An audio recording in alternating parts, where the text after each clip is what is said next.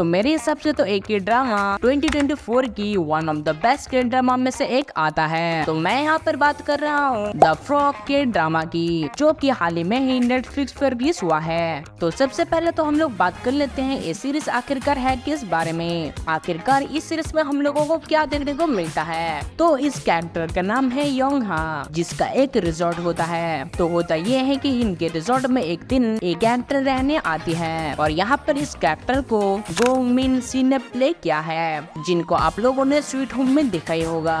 तो ये जो कैरेक्टर होती है तो ये कैरेक्टर पूरा ही साइको होती है। इन दोनों कैरेक्टर के अलावा हम लोगों को इस सीरीज के मेन लीड में एक कैरेक्टर भी देखने को मिलता है। इसका नाम सांग जून है, जिसका एक होटल होता है। तो जैसे कि मैंने कहा एक कैरेक्टर पूरा ही साइको होती है, तो आप लोग समझ जाओ कि एक सीरीज आखिरकार किस डायरेक्शन में जाने वाला है। पर इस सीरीज का पूरा फोकस साइको और पुलिस के इर्द गिर्द में नहीं घूमता। तो मैं यहाँ पर इस सीरीज के स्टोरी को लेकर ज्यादा कुछ नहीं बताऊंगा, वरना स्पॉइलर हो जाएगा। तो आखिरकार ये सीरीज आप लोगों को देखना भी चाहिए या फिर नहीं। तो देखो इस सीरीज का फर्स्ट सीजन 1 ही आया है और इसके सीजन 1 में टोटली 8 एपिसोड हैं। और उन एपिसोड की लेंथ के बारे में बात करूँ तो इसके कुछ एपिसोड 1 घंटे के आसपास के हैं और कुछ एपिसोड 50 मिनट के आसपास के और कुछ तो 40 मिनट के आसपास के भी हैं। और इस सीरीज का कोई सीजन 2 भी नहीं आने वाला।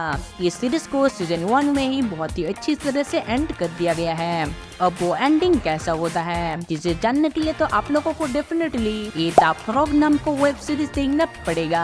और इस सीरीज का जो नाम है द फ्रॉग, और ये नाम भी ऐसे ही नहीं रखा गया है। इस सीरीज के नाम के साथ इस सीरीज का स्टोरी भी जुड़ा हुआ है। इस सीरीज में हम लोगों को बहुत ही अच्छे थ्रिल्स मूवमेंट देखने को मिलते हैं। इस सीरीज में हम लोगों को कुछ ऐसे सीन देखने को मिलते हैं जिन सीन्स को देखकर हम लोगों को लगता है कि आखिरकार इसके बाद क्या ही होगा। इसे जानने के लिए तो हम लोग बहुत ही ज्यादा एक्साइटेड हो जाते हैं। तो मेरे हिसाब से तो ये सीरीज आप लोगों को बिल्कुल भी मिस नहीं करना चाहिए। और हाँ, इस सीरीज को हिंदी में भी डब किया गया है, लेकिन अगर आपको ओरिजिनल लैंग्वेज के साथ सबटाइटल ऑन करके देखने में कोई प्रॉब्लम नहीं है तो मैं यहाँ पर रिकमेंड करूंगा कि ओरिजिनल लैंग्वेज के साथ सबटाइटल ऑन करके देखो, वरना इसका हिंदी डब वर्जन तो है ही। और इस सीरीज में सभी एक्टर का परफॉर्मेंस भी बहुत ज्यादा तगड़ा है, खासकर की गो मिन सिन की। और हाँ, सबसे इम्पोर्टेंट बात, इस सीरीज को आप लोगों को बहुत ज्यादा ध्यान से देखना है। इस सीरीज को हल्के में बिल्कुल भी मत लेना, वरना कुछ चीज से आप लोगों को बिल्कुल भी समझ नहीं आएगा। तो हाँ, इस सीरीज को आप लोगों को बहुत ही ज्यादा ध्यान से देखना है। और रही बात तो क्या ये सीरीज आप लोग फैमिली के साथ देख सकते हो या फिर नहीं, तो देखो इस सीरीज में हम लोगों को बस एक ही किसिंग सीन देखने को मिलते हैं,